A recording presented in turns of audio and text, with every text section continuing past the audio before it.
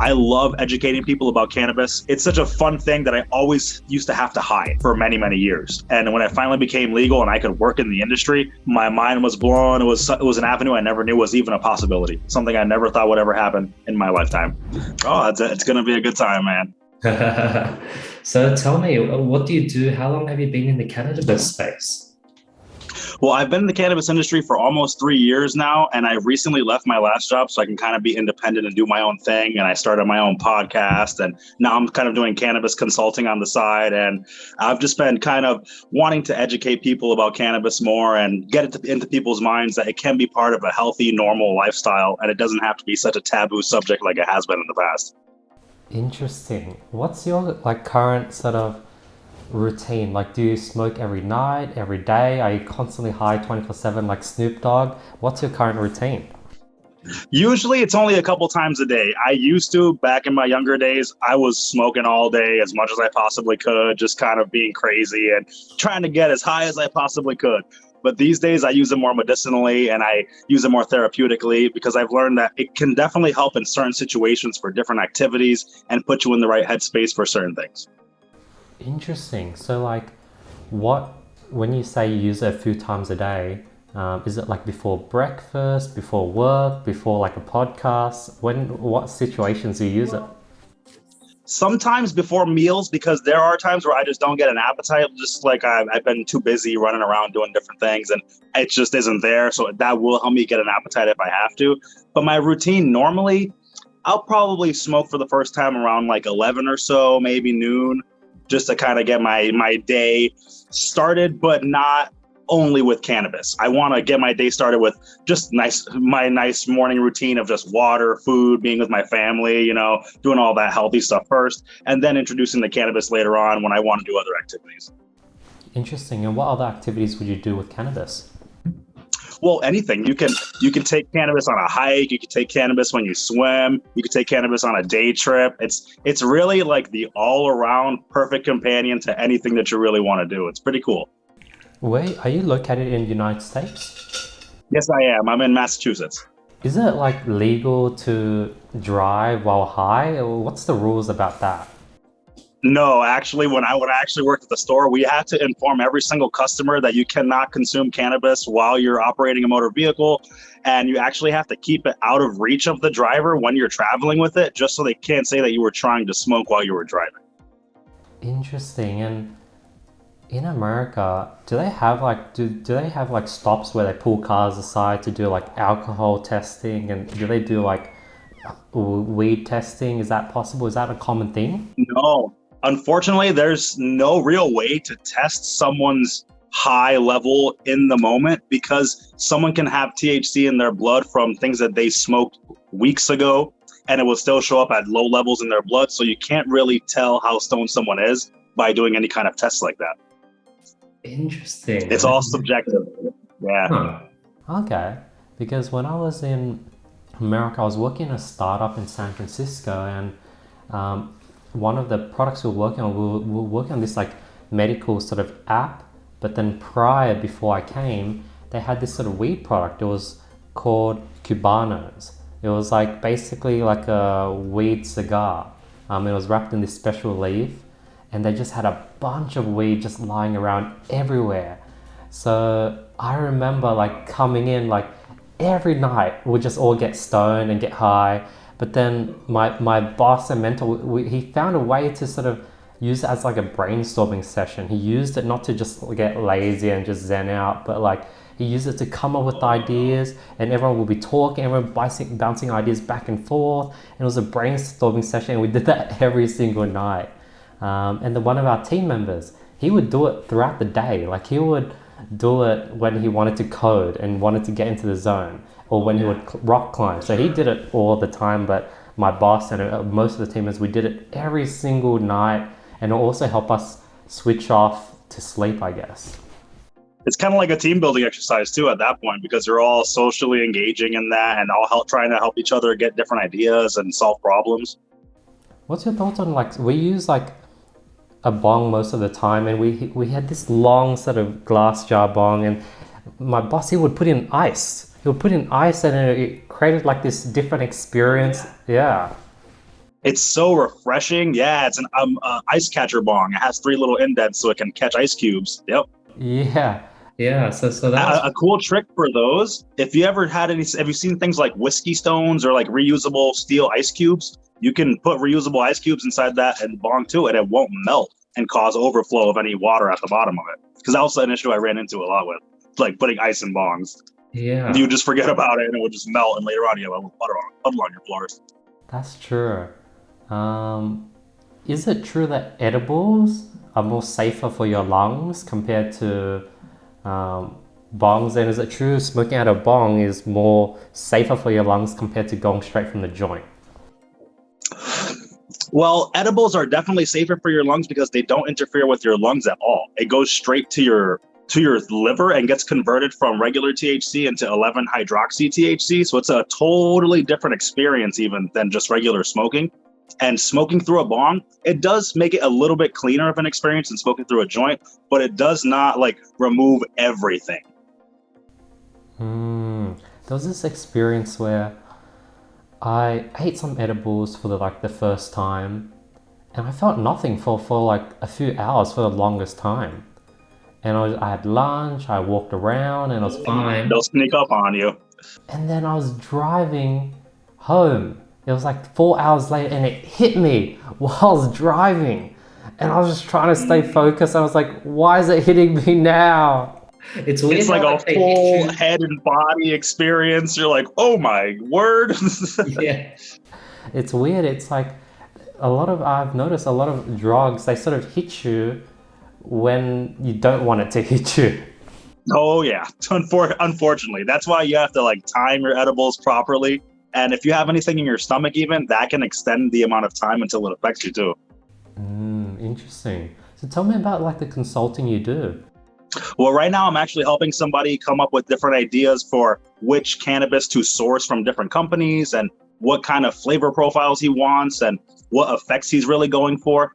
And my business is basically trying to get whatever company needs me to help with whatever product and get that product to as many people as can possibly be seen to it and try to get the interest as much as possible for that product. And right now what I'm helping my friend with, I don't want to reveal his name or anything, but I'm helping him pick certain strains and go with certain terpene profiles that he wants to get certain effects. And it's pretty cool. There's a lot more that goes into cannabis than just THC percentage. That's what everybody always tries to sell on. And I compare always trying to buy on THC percentage, like always trying to buy the strongest version of alcohol. You don't always have to buy like Everclear or grain alcohol to enjoy alcohol. So with cannabis, I've learned that always going for the higher stuff is not always what you want to do. And a lot of the times, lower stuff with different terpene profiles, and that's all the flavors, with different terpene profiles will actually give you way better effects than a strain with a higher THC percentage. Interesting. And I remember like they had all these different like weed strands, like Bubba Kush, something forest, like it was all these different names and all these different strains, and I can definitely tell each one tasted different when I smoked it. Why is that? Is it literally different plants, or is it still the same marijuana? It's all the same marijuana, but terpenes are responsible for giving almost every single thing that we eat and drink its own particular smell and taste, and they're also responsible for giving every single strain of cannabis its own smell and taste. So it's the same chemicals that make an orange smell like an orange that make cannabis smell like an orange if it has that smell. It's really cool how terpenes are just in food and they transfer really easily to try to understand the flavors to cannabis. How do strains work? Is like a different strain literally a different plant? Like what's a strain? A strain is just a different kind of cannabis. There are 2 different kinds of cannabis. Well, 3 technically. There's Indica, Sativa, and then Ruderalis. Ruderalis, people don't really talk about it too much. That's called Autoflowers. They're basically cannabis that grows really, really fast. And it can be either Indica or Sativa, but it's separate from Indica and Sativa normally because those will take 7 months to grow normally around in a growing season. But Autoflowers can grow in around 3 months. So that's the only real difference in like species. But other than that, strains are just the different characteristic terpenes that grow into them as they mature and as they grow with the environment that they're in. Oh, It's really wow. strange, but a lot of strains are hybrids because they've just been crossed over the years. So it's kind of hard to distinguish one particular kind of strain anymore these days. And a lot of the strains will give you very similar effects. So that's why I believe terpenes are very important, because if you smell a strain that gives you a certain effect and you smell that same smell in a different strain, almost guaranteed you're going to get those same effects, regardless of whether somebody says it's indica or sativa. That doesn't really matter. It only really matters how it affects your body, and every body takes every single strain differently. So what's the terpenes? Tell me about that. Is it part of like the plant itself? Is it something that people add on top after they manufacture the weed? No, there are little molecules that are in the plant inherently inside of it already, and they grow and mature with the plant itself. And the reason that a lot of cannabis doesn't really have a super strong smell is because they'll over dry it. And basically the terpenes are little molecules that can evaporate because they're little oils. So they will evaporate from over drying, but they just grow with the plant normally. Interesting. And tell me more, what's the autoflowers? What's that? Like, is it like a weed? Where does it come from? What is it used for?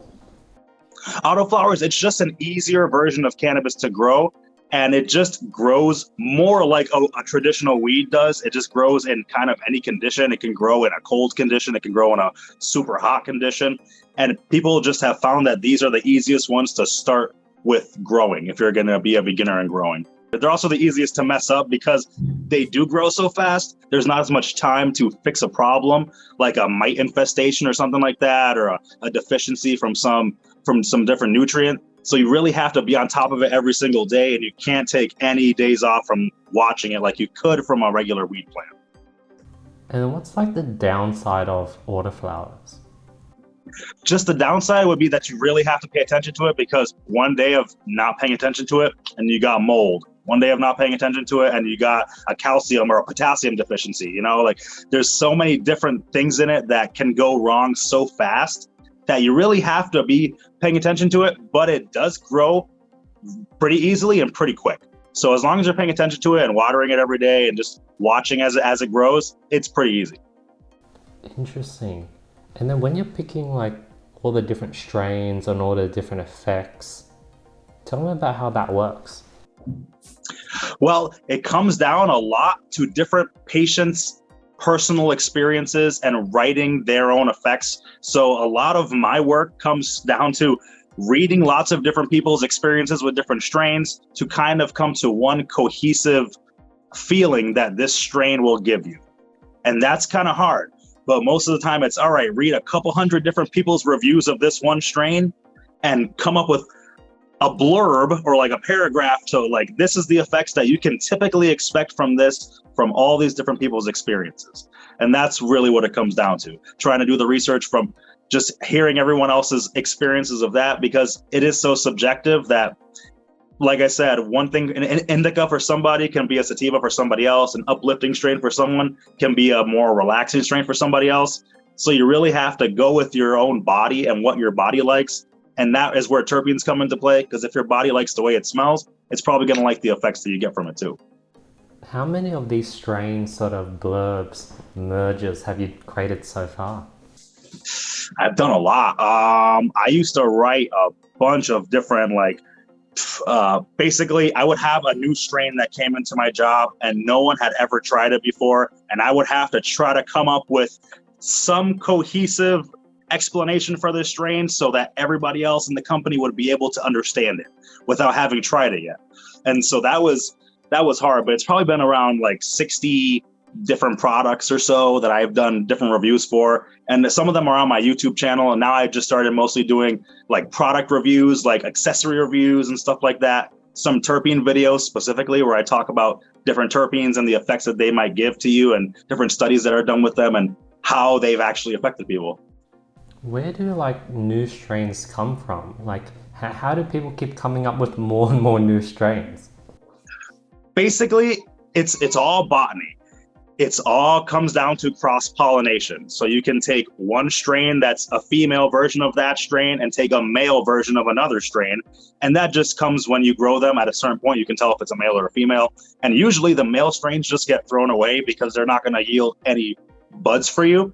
But people that love farming and like crossing different strains and stuff, they will keep the males and they'll actually use them to pollinate the females. So that is how new strains just kind of come to be. Someone was being kind of crazy and Frankensteining two different strains together and pollinating one with some stuff from another one and seeing what happens. And then a new strain will come up. Are there strains that are like 100% indica? It's hard to say for indica, but there are a couple. Afghani is one that's straight from Afghanistan. That's pure indica because it's a landrace strain. And so is Durban. That's another landrace strain that is 100% sativa. So that's the total other end of the spectrum. But it's very few and far between these days to find those like classic OG strains just because they've been crossed so much. And it's hard to trust sometimes what people are telling you the strain is if you don't have any validation of like where they got those seeds, or if it's not in an official store, you know, if you just got it from your buddy, it's kind of hard to validate that still. But as long as you have a trusted, reliable source and they got good quality seeds from somebody, that's a verified like seed dealer, because there are seed banks that are reputable online. And those people are going to be the ones that grow the best product because people are going to trust them, and they'll usually post all their updates and stuff on Instagram or on social media. So you can just watch the whole process. And that's what people want. They want honesty, like transparency from all the people where they're getting their product from. And yeah. Interesting. And which one, I can't remember, was Indica or Sativa? Which one's the one where it gets you talking a lot? And which one's the one where it knocks you out? Sativa is the more uplifting, like energizing one, and indica, we usually say indica means in the couch. So you're going to be more relaxed with an indica. So what's a strand that's like nearly 100% sativa? Besides Durban? Durban. Oh, okay. Yeah, Durban is one. Durban is one. And does it mean Durban is really expensive or hard to get because of that, or is it pretty normal? Not necessarily. No, it just becomes another choice that someone can choose. But there are some particular strains that might be upcharged a little bit, depending on if like a celebrity is releasing it or something like that, if they have a brand deal with them, or if it's a brand new dispensary and they're already well known in other states, they can kind of upcharge for their products a little bit. But most of the time, it's all the same general price. Interesting. It's strange. Like to me, I think that I'd either want to pick something that is either sativa when I really want to brainstorm, come with ideas, have fun and bounce ideas with friends, or if I want to do indica, if I want to watch a movie and just chill and zen out. And then in between is like pretty meh for me. That's sort of my preference, I guess. Yeah. What's the point of and that's totally fine. You found what works for you. Yeah, well, what's the point of mixing it up and then doing like 40% indica, 60% sativa, 30, 70, 45, 65? Isn't it all the same at that point if you're mixing all these different ratios? Basically, you just kind of get the best of both worlds. And the ratio just comes from the amount of sativa in the parent strains and indica in the parent strains. And they just do the math and divide it out to be like 60%, 40% for whatever the parents had in their percentages. But yeah, those ratios aren't really super important because it really just comes down to what the strain does for you. And you don't really know until you try it, because I've had some things that say they're more sativa leaning, but then they still make me feel more body heavy and more relaxed. So sometimes it's kind of a toss up until you learn your own body really well, and then you're going to find the strain that works best for you, and it will keep working for you. Interesting. So what other type of effects that you can sort of optimize for? Like when you're sort of doing your thing where you're mixing things and creating like a desired effect, I guess there's like that uplifting sativa feel, there's like the in the couch indica feel, there's that body high feel, I guess. What other effects can you sort of try to reach for? There are lots of different medicinal benefits. There's analgesic pain relief. There's different muscle relief that it can give you. It can basically help with sciatica, arthritis, any kind of body pain. It's great for that. Any kind of stress, basically anxiety, stress. People use it for PTSD. People use it for antidepressants. So it's actually used these days a lot more medicinally for those benefits instead of just being super stoned feeling that people used to always use it for. Interesting. So let's say you're releasing your own marijuana, your own weed product. It's the first one. It's going to be the signature one. Tell me the perfect formula that you'd like to release if you were going to release a product. I'd have to have some myrcene in that, because myrcene is the terpene that makes mangoes taste like mangoes. And that terpene, it gives you a lot of pain relief, but it also gives you super relaxing body high. So that's a very, very strong contender to why people get that couch lock feeling, is myrcene. I would definitely want my product to have some of that, to be a heavy hitter. But I would also want it to have a little bit of an energizing edge. So I would have some limonene in there too. So I would try to find strains that have those terpenes as dominant terpenes. And then I would have to look at the different testing information to see like which grows from different companies have those terpenes as dominant terpenes. Because unfortunately, you can say that most of the time a particular strain will have certain terpene percentages in it, but every single grow is different, and every single grow gets its own lab testing to show you exactly how much of these particular levels of terpenes are in each strain. So then I would have to, try to search from there to see which strain meets my criteria for what I'm actually trying to put out. Interesting. So let's recap that or slow it down. So you want that first, what's that first one you mentioned called? Myrcene. Myrcene. Yeah, myrcene. It's just the mango terpene. Got it. So it tastes like mango. It has a mango flavor, and the myrcene also gives you that body high, and it sort of is pain removal. A lot of pain relief too. So it's great for after a long day of work. Oh yeah. Got it. So you want to get that strain, and you'd want to mix it with something that uplifts you. Something like lime, lemon. Did you say? It's called limonene. Yeah, it's what makes limes taste like limes. Yeah. Limonene. Just so you wouldn't fall asleep. Got it. And that would probably be more of like a sativa then, and you'd mix those two, and that would be your product. I would just try to find a strain or something that already has those two things inherently in it, so I wouldn't have to really mix too many things. You know what I mean? Interesting. So you would find a strain that is a combination of those two. Mm-hmm. That's what's really cool. You can kind of cater your own experience these days to whatever you're looking for. Mm-hmm. And then this combination, since that, do you personally have a strain that you smoke that has this combination that you'd wish to have, or have you not looked into it? I like one of my favorites is Ayahuasca Purple. It always has those two terpenes in very high concentrations, and it's a very old school like 70s strain. And I was very lucky enough to get concentrates of it, which is like it's almost the purest form of cannabis that you can get, because what they'll do is they'll take the cannabis product and refine it to a point where it's a small piece of either wax or kind of a syrupy consistency. And it's called dabs or different concentrates.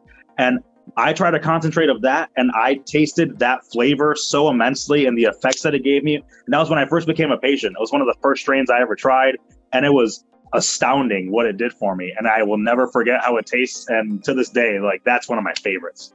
Wow. And then do you still get a similar effect when you do it now, or you can't reach that first time feeling anymore? If I can ever find that strain, yeah, but I always go for different effects. That's the thing. I'll have different things for different times of the day, but I haven't been lucky enough to find that particular product in a couple of years, because the companies will not always grow the same batches and produce the same concentrates all the time, all year round. Sometimes they'll have limited runs of certain grows, and whatever couple pounds that they grew from that run, they'll sell a pound of it as flower and maybe make a pound of it into concentrates. And with that, you get a lower amount of product. You only get grams out of it from pounds, but you can sell it for a higher price. So that's why it's become such a limited, more kind of a novelty thing. But people will pay top dollar for concentrates and for dabs. Interesting. And are there any flower? Could you get the flower version of that, or is that also impossible to get? It's not impossible to get, but I'd have to do a lot of driving around the state, because unfortunately some of these dispensaries will also wholesale stuff all around the state. So you can find it at one dispensary, but that dispensary will sell out of it, and then the only other place that will have will be 2 or 3 hours away, Interesting. Have you ever thought about growing all these rare ones that you know people want, but there isn't enough supply? I've thought about it. I have a couple seeds that my wife and I have been saving for Northern Lights and for Sour Diesel that we're gonna probably start trying to grow soon. Nice. And will you be growing it indoors and use like hanging lights, or what's the best conditions? Well, we have a porch that has sun almost all the entire day, so it's gonna be kind of a mix and match of outdoor sun but indoor growing because we have it inside of our second floor porch. The concentrates, do you just put it in, like, is it consumed through the mouth? Is that you just eat it? How does it work? I actually have one of the devices right here. You would use, it looks like a regular bong in almost every sense of the word. It is a regular bong because the body of it's the same. This part's the same, the down stem. The only part that's different is this little bucket looking thing on the end of it. Yeah. And this is a little tap. And what you do with the concentrate, you put it into that little bucket. And what I like to do, there's a couple different ways you could do it. I put this little cap on, and then I'll use a little torch to heat it up and melt the concentrate inside of there. And once it starts melting and creating a little bit of vapor, I'll just hit it right through here. And that's called a cold start dab. What other people usually like to do, but I feel like it's more wasteful, they'll take their torch and they'll light it. Let me see. They'll light it for like 30 or 40 seconds and then put the material into it and then cover it and then hit it like that. But I've just learned that just gives you less time to enjoy the material. If you do it the way I said and you put it in initially and then you heat it up, you will get probably 4 or 5 or 6 hits out of it. But if you do a regular dab, most of the time it's like 2 or 3 hits out of it. And it's just because it's such a hotter surface. You're trying to heat it up to basically like 700 degrees initially to let it cool down to around 400 to 500 degrees to when you want to put it in. But doing it at cold start, you're heating it up to that temperature so it never gets so hot that you're wasting any material. Yeah, my boss, he taught me this method called stacking, where you would take a deep breath in, you would hold it in your lungs for like 5-6 seconds, you would let out half, and take another deep breath in, and you hold it in again. You could do that like I would do it like 3-4 times, and technically, yeah, it's like you're getting 4 hits out of 1 hit. Is that true? It kind of is, because people don't realize that your lungs only have a limited amount of THC that they can absorb at any given time. So absorbing your THC over multiple breaths is going to make the best use of it, and your body's not going to be wasting as much of it frivolously, you know? So literally you can 4x the amount of high or THC you get out of a joint or out of a bud by just stacking every single hit. But I think people don't do it because it looks funny and it's weird, I guess, but yeah, you can just... But it works. Yeah. If it works for you, yeah. Who cares? Yeah, who cares if it looks weird? But it definitely works. Yeah. How about, what's your thoughts on the packs? I've used the packs where it has a chamber and you put in the flower into it and heats it up.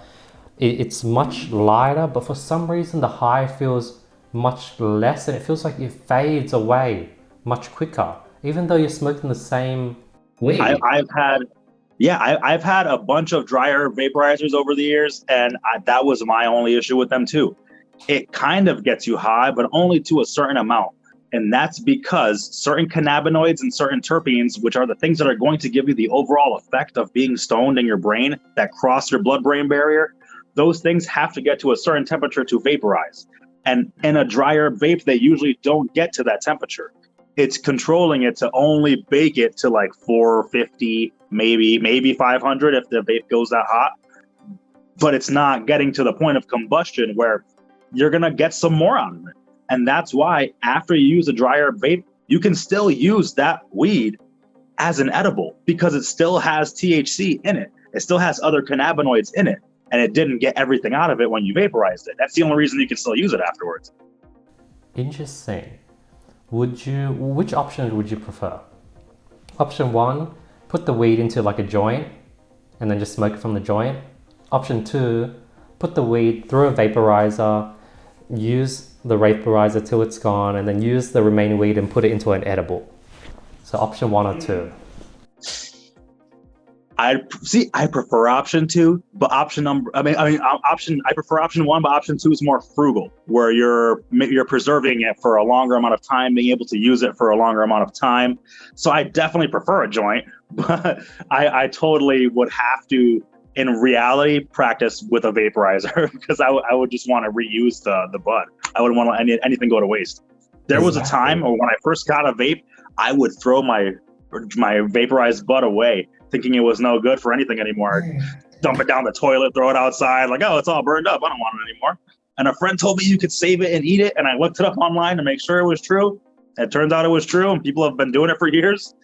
So you're basically cooking it in a tiny oven, and people have been cooking their bud in ovens to decarboxylate it for years, because then all you have to do is put it into whatever edible, and you don't have to cook the actual edible product to the point where you have to vaporize the THC, because that's always the hardest part. If you just put regular dried weed that you could smoke into an edible, you would have to technically cook that edible until 450 degrees so it could release the THC into that food product. And you don't want to do that, it's going to burn. So you'd have to pre-cook the weed in the old days, grind it all up and put it in some brownies. And that's how, before people used to make butter, that was the quickest way to do it. Interesting. So after you smoke all the weed out of the chamber, now the weed looks like it's not black, it's like really dark green, and it's like tobacco almost. Yeah.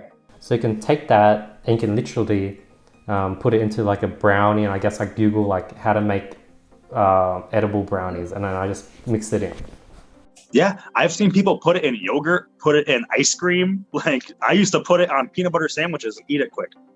Oh, so you can just eat it straight from... It's already activated. And then what type of high do you get from that? You get the same high as an edible. Because what that's doing, it's decarboxylating it, which is what your body does to it in your liver to convert it to a different chemical. So you're pre-doing that so it can just get absorbed into your stomach. No way, because I've always thrown it away. I've always thrown it away. That's what I did too. I did for years, man. For years. Well, then I had a little jar that was all my already been vaped bud. It was like little brown powder. So I could literally put that brown powder into ice cream or yogurt and just eat it.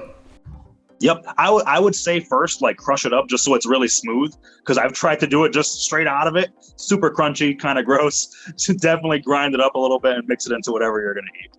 Interesting.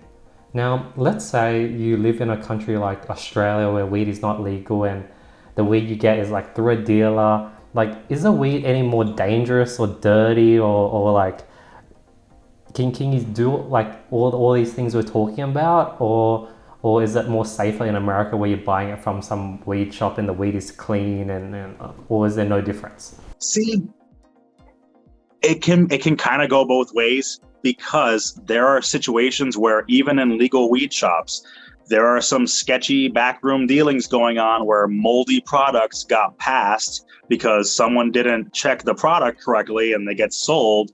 And it was really because the company didn't want to have to pay another company to test the product. So they paid this company more to give them a passing grade on it. So stuff like that kind of makes me weary sometimes of the legal cannabis market.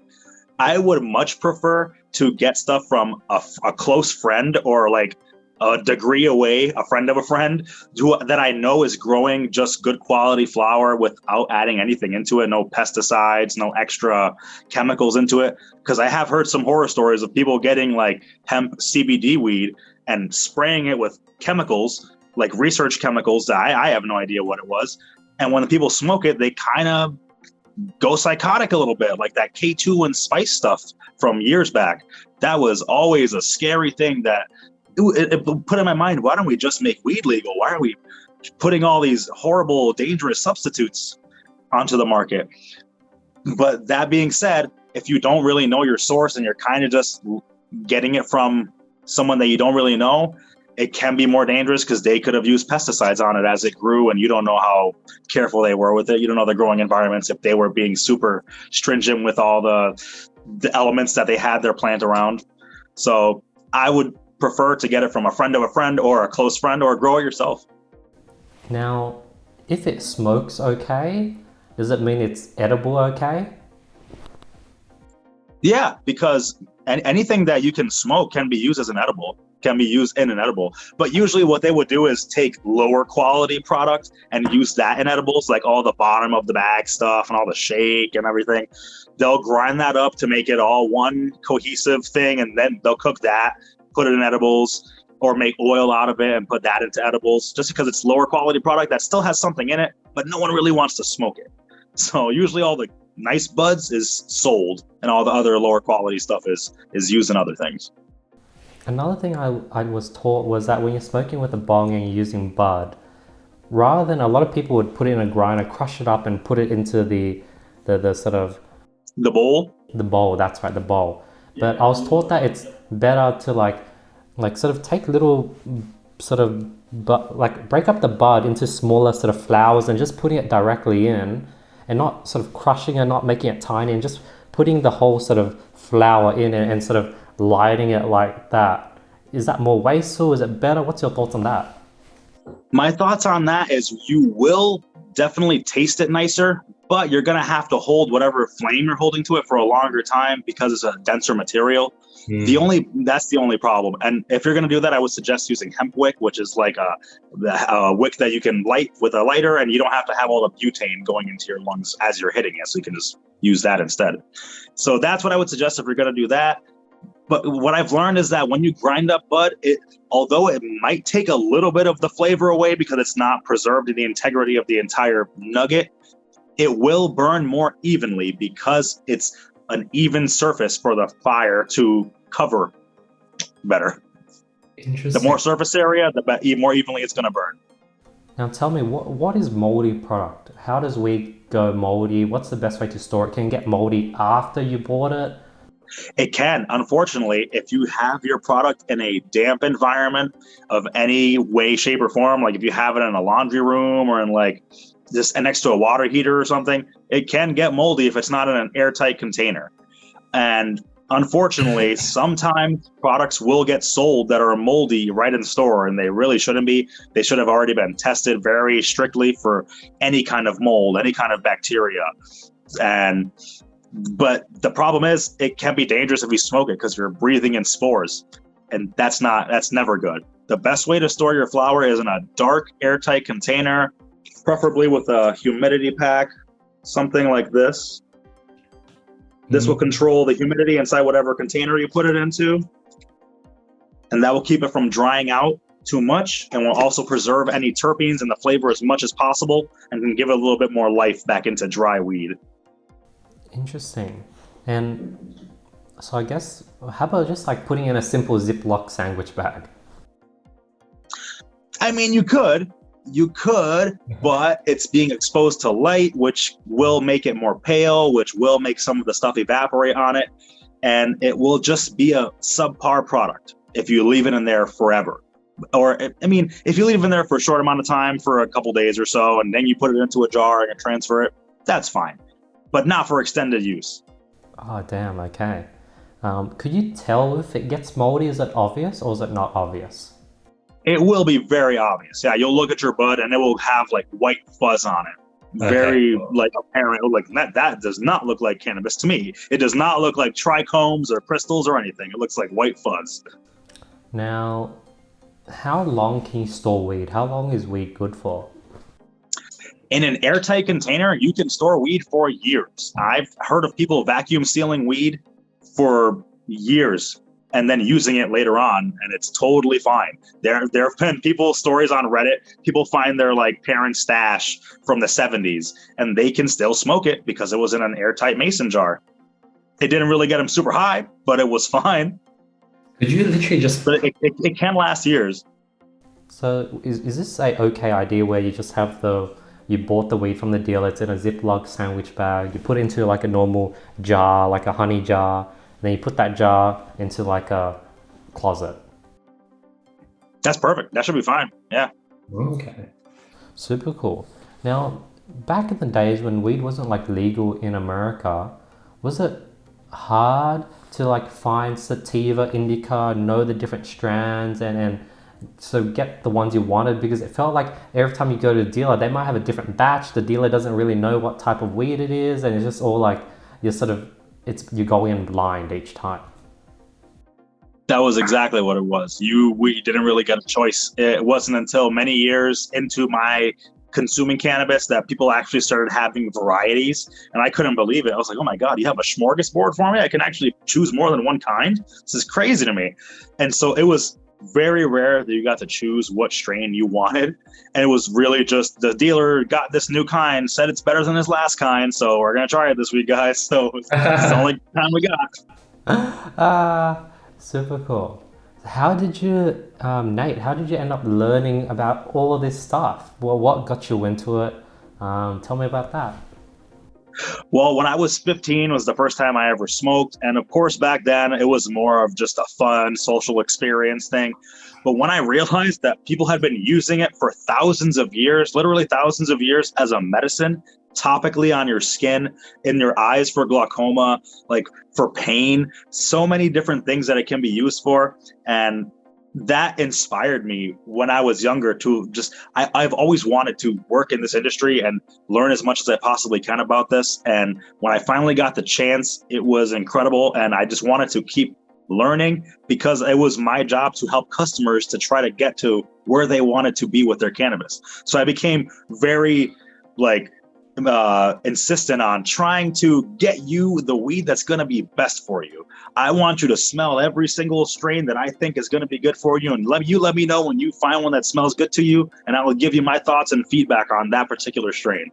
That's always been how I've been, and I love educating people about cannabis, and it's such a fun thing that I always used to have to hide from everyone in my life for many, many years. And when it finally became legal and I could work in the industry, my mind was blown. It was an avenue I never knew was even a possibility, something I never thought would ever happen in my lifetime.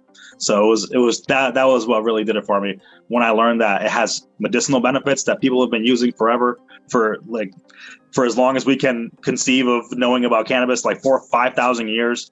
That's crazy to me. And that just shows me that the longevity of it and how impressive it really is as a medicine. Interesting. Tell me about that chance. Like, how did you end up turning this into like a full-time job that you can use? And you have a son. What's your advice? Because a lot of people would love to do what you're doing as a full-time job. How did you get there, and what's your advice? Basically, I kind of fell into it. It was luck. I knew a friend who ran a hall, and a company had rented that hall out and was doing interviews there on the spot that day. And he let me know that the company was there doing interviews and that I should show up and I should apply. I was a cook in a kitchen at the time in a hospital, and it just seemed like a crazy opportunity. I rushed down to the place before they ended it, 5 minutes before they closed. And that was getting my foot in the door.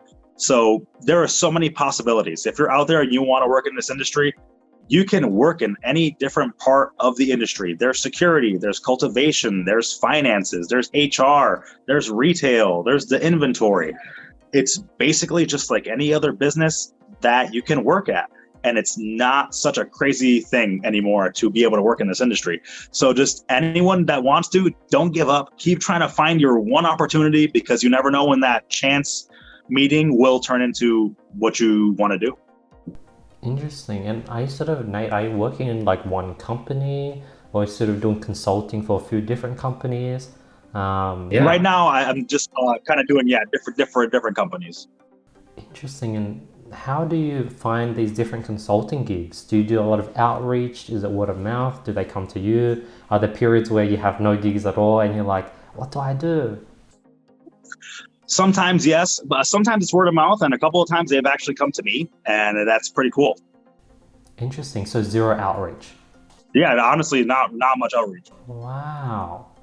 And then how long are each one of these consulting gigs? And is it It all depends on what they need and what their project is and what they're trying to accomplish. Very cool. Very cool. Tell me about your podcast, Nate. My podcast is called The Dad Who Dabs, and it's just basically kind of behind the scenes of my YouTube channel, upcoming videos, sometimes cannabis news. The last episode I did, I talked about autism, about my son, and it was it's been a really cool opportunity because I used to do a podcast many, many years ago when I was a kid. And it's just a whole different animal now, actually, where everyone listens to podcasts. Before, no one used to listen to them. It was a weird novelty thing. So now it's kind of cool that it's more mainstream. Beautiful. A lot of our audience are people in the consulting space where they do consulting, whether it's for like e-commerce marketing, personal development, coaching. What's your advice for consultants? Is it create content? Is it to offer free value? Is it to charge small amounts hourly or create packages? What's your general advice for consultants? You're basically hitting the nail. You're hitting the nail on the head. Give some free value. Try to educate as much as possible. Be approachable and show your value and what you can do. That's amazing. Nate, I really appreciate your time today. Where can people follow your podcast? How can they learn more about you and follow you on your journey? You can check out my podcast on Spotify, Dad Who Dabs, or on YouTube, Diligent Dabber. And I appreciate it. I just want to spread cannabis to the world and show everyone that cannabis doesn't have to be taboo anymore. It can be part of your daily life, and it can just make your life better. That's beautiful. Thank you so much. I just really love your energy, Nate. You got this high energy, this authenticity, and you bring a lot of energy to the room, and I love that about you. And I love how passionate you are about this, and I'm so happy that you've been able to turn your passion into a full-time job. I appreciate that, Andy. Awesome, guys. So that's another episode of the podcast. Hope you guys got value from this episode. This is a different episode, so I'm really, really excited to get your feedback. And I really want to do these different topics and these different sort of rabbit holes I can dig into. So hopefully you guys enjoy this episode. That's another episode of the podcast, and I'll see you guys next week with another episode. Peace.